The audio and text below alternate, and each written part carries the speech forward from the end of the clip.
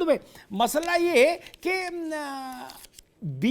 भाजपा जीत रही है ये कहें, या बसपा के कारण भाजपा जीत रही है। स्वाभाविक है, आपके जो विरोधी पार्टियां हैं वो सीधे तो ये नहीं कहेंगे कि भाजपा जीत रही है, तो वो बाईपास रूट लेके ये कह देती हैं कि बसपा जिता रही है। देखिए अमिताभ जी, एक बड़ा अच्छा शेर याद आ गया कि खुदा जाने मेरी बर्बादियों में हाथ किसका है, खुदा जाने मेरी बर्बादियों में हाथ किसका है। मुझे लग रहा है नावे सिको भी कोई शेर याद कर रहे हैं। हाँ, कहने वाले आप ही का नाम जी। तो ये बड़ी हास्यास्पद स्थिति है। अभी मैं सुन रहा था इनको, वाजपेयी जी को, ये कह रहे थे कि भाई बसपा की वजह से बसपा जो है बी टीम, अरे बसपा के साथ तो 19 में आपने भी गठबंधन किया था, पैर छू के माफी मांग के गठबंधन किया था, लेकिन फिर पता नहीं क्या हुआ, आपका गठबंधन टूट गया, आपको सफलता नहीं मिली। इसके बाद अभी विकास जी कह रहे थे कि अच्छा, ये कह रहे हैं कि बसपा बी टीम में, विकास जी कह रहे हैं कि सपा मैच फिक्स करके लड़ती है। तो पहले तो ये कंफर्म कर लीजिए कि इसमें कौन बी टीम में कौन मैच फिक्स कर रहा है, एक चीज है। दूसरी चीज, समाजवादी पार्टी की आदत है या विपक्ष की आदत है, वो क्या होता है, उनका एक नारा है कि जीत गए तो हम, हार गए तो ईवीएम, जीत गए तो हम, हार गए तो प्रशासन। तो ये एक तरह का ये जुमला ऐसा होता है जिससे जनता भी नाराज होती है। जब आप जनादेश को खारिज कर देते हैं, जब आप जनता के मैंडेट को खारिज करते हैं और आप उसमें एक कोई ना कोई बहाना ढूंढने लगते हैं, तो जनता को भी लगता है कि इन लोगों को अभी और दंड देने की आवश्यकता है, क्योंकि अभी भी इनके अंदर सुधार नहीं आ रहा है। इनको अभी ये समझ नहीं आ रहा है कि इनको वाकई किस तरह की राजनीति करनी चाहिए। विकास जी कह रहे थे कि बसपा इसलिए कमजोर हो गई क्योंकि उसने अपने लोगों को निकाल दिया, उसके कार्यकर्ता नहीं बचे। अरे भाई, अपनी चिंता करिए, आपने सबको निकाल दिया, आपके कार्यकर्ता भी बूथ पे अब नहीं मिलते हैं, गांव में झंडा लेके खोजने से नहीं मिलते हैं। तो कम से कम अपनी चिंता करिए, बसपा की चिंता छोड़ दीजिए। आने वाले समय में मैं तो प्रार्थना करूंगा कि कांग्रेस को जो है वो मजबूती मिले, कांग्रेस अच्छे से चुनाव लड़े और समाजवादी पार्टी को भी। ठीक, अभिषेक जी रुकिए, आनंद जी रुकिए, मैं मुर्तजा जी को जाना है, मैं एक प्रश्न मुर्तजा जी से ले लूं। अभिषेक भाई एक मिनट रुको, अभिषेक बाबू रुको एक मिनट, दोनों की आवाज रुकिए, अभी मुर्तजा जी से एक सवाल ले लूं। मुर्तजा जी, अगर बात नहीं बनी चाचा की, मैं बड़ा सीधा सवाल पूछ रहा हूं, अब बहुत दिन नहीं बचे, गोलमोल भी करोगे तो कितनी देर, 48 घंटे 72 घंटे, इससे ज्यादा तो पर्देदारी हो नहीं सकती। हांडी तो चौराहे पे फूटेगी दोस्त, 72 घंटे के भीतर फूटेगी, ये भी तय है। ठीक, ऊंट की चोरी नेहरे तो होती नहीं है, तो आप जानते हो, पुराने आदमी हो। ठीक, नहीं बिल्कुल। अब मुझे ये बताओ, अगर बात नहीं बनी तो स्थिति परिस्थिति क्या बन रही, घर में चर्चा क्या हो रही है, सो बताओ। देखिए, अभी आपने कई न्यूज चैनलों पर माननीय शिवपाल सिंह जी का भी बयान आएगा, हमारे प्रदेश अध्यक्ष आदित्य यादव जी का भी बयान आया था कि घर के बड़े फैसले ले रहे हैं और उन फैसलों पर नजर है। और अगर माननीय शिवपाल जी को सही सम्मानजनक स्थिति में अखिलेश यादव जी नहीं ला के आते हैं, तो हम लोग की पार्टी की तो अपनी यही राय है कि अब पांडवों ने जैसे आखिरी में 3 गांव मांग लिए थे महाभारत होने से पहले, अब ये आखिरी है अखिलेश से कि बस ये आप ये दे दो, नहीं तो इसके बाद महाभारत है। भैया वाजपेयी जी वो कह रहे आपकी महाभारत है, 5 गांव दो, नहीं दिए तो महाभारत है। 3 मांगा है, अरे ये 3 में मान ही गए। बताओ जी अमिताभ जी, इस बात को आप समझिए। मुर्तजा जी, देखिए आदरणीय चाचा जी का पूरा सम्मान है, ऐसा भी ना मतलब सम्मान में कुछ दो तो। देखिए अमिताभ जी, बात नहीं करें, सम्मान अगर आपने किया होता तो 2022 देखिए मुर्तजा जी को ये उदाहरण देने से पहले अगर माननीय अखिलेश यादव जी ने सम्मान किया होता तो 2022 का ये रिजल्ट नहीं आता। उदाहरण कितना माननीय शिवपाल सिंह यादव जी ने भरी सदन में कहा था कि अगर हमारी बात मानी गई होती तो आज स्थिति हम यहाँ ना बैठे होते, आज वहां बैठे होते। तो ये आप मत कहिए, और माननीय आप सब लोग मिलकर माननीय अखिलेश यादव जी को समझना चाहिए, अपने फैसलों पर पुनः विचार करने के लिए उनको बोलिए आप उस परिवार के होने वाले सदस्य हो अगर सकते इस हैं बार और अगर वो आप इस चूक तरीके गए तो से इनके पास बातें कर दोबारा रहे हैं, मौका नहीं कौरव और मिलेगा। पांडवों की बात कर रहे हैं, या कौरव कौन होगा और पांडव कौन होगा, इस बात का भी आपको बताना पड़ेगा।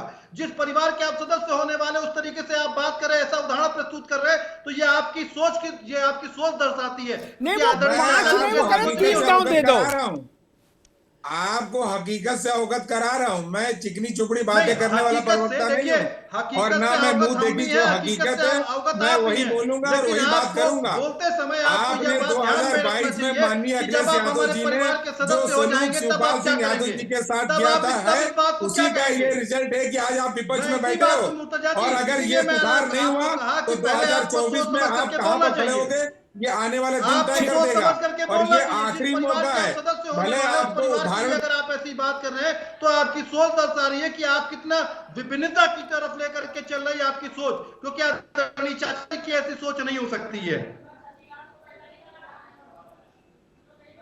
नहीं, ठीक है, ठीक, सोच तो सबकी अलग अलग है। मैं आनंद जी आ रहा हूं आपके पास, आ रहा हूं आपको। नावेशी को आपको क्या लगता है कोई सेटल, क्योंकि परसों शिवपाल जी ने कहा, उनसे पूछा कि भाई क्या होगा, तो उन्होंने भाई देखो करना उनको है, मैं तो टेलीफोन हाथ में लिए बैठा हूं, घंटी आ जाएगी तो ठीक है, नहीं तो फिर मैं तय करूंगा मुझे क्या करना है। बोले मेरे तब एंड पे फैसला नहीं होना है ना, फैसला दूसरे एंड पे होना है, वो कुछ करें तो आप बात आगे बढ़े। अभिषेक जी ने बहुत बड़ा इशारा कर दिया है। मुर्तजा जी से जो संख्या संवाद हो रहा था वो अपने आप में बहुत बड़ा इशारा था, और मुझे लगता है कि अखिलेश यादव जी जिद को छोड़ेंगे और 100 बार वो सोच रहे हैं, और जो हम सोच सकते हैं, हमारे जैसा आम इंसान सोच सकता है, वो अखिलेश यादव भी सोच रहे होंगे कि अनर्थ हो जाएगा अगर ये सीट चली गई। और अगर भारतीय जनता पार्टी के साथ नहीं गए शिवपाल, ये शिवपाल पे समझ रहे होंगे कि इस बार भी अगर नहीं गए या अखिलेश जी ने हमें सम्मान नहीं दिया तो हम खत्म हो जाएंगे। तो ये अखिलेश यादव 100 बार सोच रहे हैं। और अभी हमारे सपा के साथी ने जो इशारा किया है कि आप परिवार के सदस्य हो गए तो आपका क्या होगा, आपने इतनी बड़ी इतनी कठोर बात कैसे कह दी, तो ये अपने आप में चिंतन मनन चल रहा है। और अखिलेश जी समझ रहे हैं कि बहुत विध्वंस हो जाएगा, पार्टी टूट जाएगी अगर ये सीट हार गए। देखिए, 2-3 बातें मुझे बहुत कम समय में हम बहुत बात कहते हैं कि इंपॉर्टेंट बातें डिबेट में निकल गई। एक बात हमारे कांग्रेस के साथी ने कही कि घर की सीट, देखिए घर की सीट कोई होते ही नहीं है। घर की सीट कहने का मतलब लोकतंत्र का और जनता का अपमान है। अभी आप गिना सकते हैं 10 बड़े बड़े नेताओं के नाम जिनकी जमीन खिसक गई थी और वो बहुत बड़े नेता थे, एक चीज। दूसरी बात ये कि जो एक जिक्र ये हुआ कि राहुल की यात्रा के बाद वो वहां उपचुनाव कांग्रेस बुरी तरह से हार गई, और यहां पर अखिलेश यादव लगातार उपचुनाव हार रहे हैं। लेकिन दोनों हार जो है, दोनों में फर्क है। एक होती है हार जो स्वाभाविक होती है और एक होती है शर्मनाक हार। स्वाभाविक हार का मतलब राहुल गांधी जीवन भर हारते रहे, लेकिन उनके सामने ये सवाल नहीं उठेगा कि उन्होंने मेहनत नहीं की, वो जमीन पे दौड़ रहा है बंदा, एक चीज। दूसरी बात, अखिलेश यादव के ऊपर ये तोहमतें और गहरी हो गई हैं कि लगातार महत्वपूर्ण सीटें हारने के बाद भी अखिलेश यादव जिद पकड़े हुए हैं और प्रचार में आते ही नहीं है। ये बड़ी बात। ठीक ठीक, मैं आनंद दुबे के पास आऊंगा, लेकिन एक बात कहूं,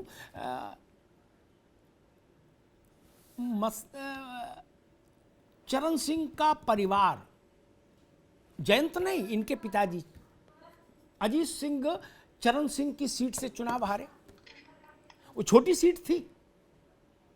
राहुल गांधी अमेठी हारे, छोटी सीट थी। कमलनाथ छिंदवाड़ा हारे एक बार, छोटी सीट थी। पंडित अटल बिहारी वाजपेयी बलरामपुर हारे, छोटी सीट थी। इसलिए ये बात ठीक है कि जनता है दोस्त, ये कभी भी कुछ भी कर सकती है। इसके लिए ये फर्क भाई, अभी हाथ कंगन को आरसी क्या, पढ़े लिखे को फारसी क्या। रामपुर लोकसभा और आजमगढ़ लोकसभा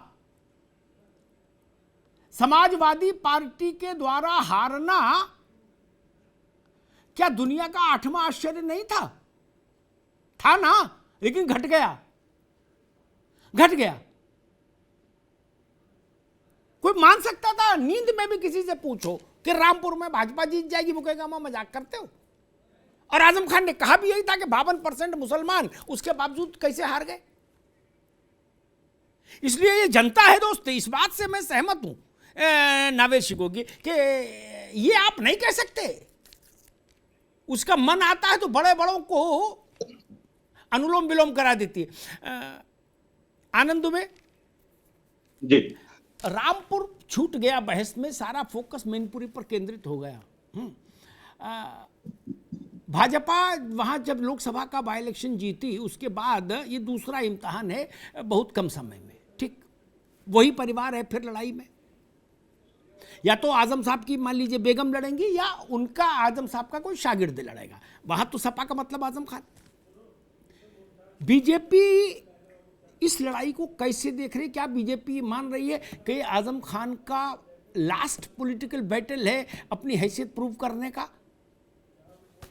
नहीं, देखिए, सबसे पहले तो नावेद जी की जो बात थी उसका मैं पूरा समर्थन करता हूं कि लोकतंत्र में कोई भी सीट जो है किसी का घर नहीं हो सकती। वो जनता का घर है और जनता जिसे चाहेगी वो चुनाव जिता के भेजेगी। इसी से मैं रामपुर पे आता हूं। देखिए, हम कौन है तय करने वाले कि आजम खान साहब का पॉलिटिकल द एंड कब होगा या उनकी ये आखिरी लड़ाई है, हम नहीं तय कर सकते, ये जनता तय करेगी। हाँ, एक बात का भरोसा मैं आपको दिलाता हूं कि हम पूरी ईमानदारी के साथ और पूरी मेहनत के साथ रामपुर भी लड़ेंगे, मैनपुरी भी लड़ेंगे। और मुझे विश्वास है कि जिस तरह से आजमगढ़ और रामपुर हमने पिछली बार जीता, इस बार भी जीतेंगे। और समाजवादी पार्टी फिर वही कहेगी। आपको याद होगा एक बड़ा हास्यास्पद बयान जो है रामपुर और आजमगढ़ के समय में आया था। सपा के एक नेता ने कहा, हम आजमगढ़ इसलिए हार गए क्योंकि मायावती जी ने वहां अपना कैंडिडेट खड़ा कर दिया, और दूसरे ने कहा कि हम रामपुर इसलिए हार गए क्योंकि मायावती जी ने अपना कैंडिडेट नहीं उतारा। अब इनसे पूछ लीजिए कि ये कहना क्या चाहते हैं? आजमगढ़ हार गए क्योंकि मायावती लड़ गई और रामपुर इसलिए हार गए क्योंकि मायावती जी नहीं लड़ी। तो इनसे पूछना चाहिए कि भाई ये क्या कहना चाहते हैं, क्या सोचना चाहते हैं। और मुझे लगता है कि समाजवादी पार्टी पूरी तरह से कंफ्यूज हो चुकी है। उसको समझ में ही नहीं आ रहा है कि वो क्या करे क्या नहीं करे। पहले परिवार के झगड़ा मिटाए कि पार्टी की कला शांत करे।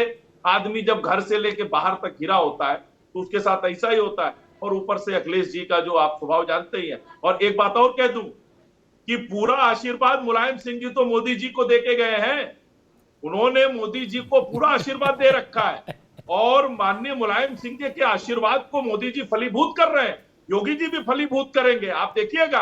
अभिषेक जी वो कह रहे आशीर्वाद तो नेताजी का है जो फल रहा है। देखिए, एक बार दे चुके ना नेताजी, दोबारा आशीर्वाद अब आपको मिल तो नहीं सकता नहीं है।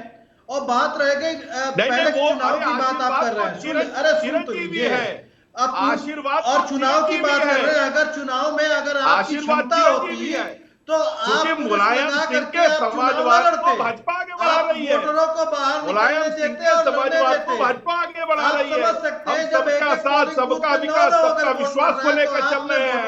आप अपना विकास और अपना विकास कर रहे हैं। और अंतर है ना। अब समाजवाद की असल अवधारणा जो भारतीय जनता पार्टी पूरा कर रही है, जिसमें हम गरीबों को अगर आप डरे ना होते, उनको मकान दे रहे हैं, उनको राशन दे रहे हैं, उनको सुरक्षित वातावरण प्रदान कर रहे हैं, उनको रोजगार दे रहे हैं। आप क्या कर रहे हैं? इस बात को आपको समझना चाहिए। और बात रह गई आशीर्वाद की, तो आपको आशीर्वाद कुर्सी नहीं मिली, लूटे कैसे, आपको आशीर्वाद देंगे। लेकिन नेताजी ने अपने आशीर्वाद तो आप ये समझ लीजिए, अब नेताजी का आशीर्वाद जो है वो भाजपा के साथ है। अब नेताजी का आशीर्वाद चिरंजीवी है, तो नेताजी के आशीर्वाद आप मैनपुरी भी हारेंगे और अपने लाल को, अपने सुपुत्र को आपसे लोहा लेने के लिए छोड़ रहे हैं। ठीक है।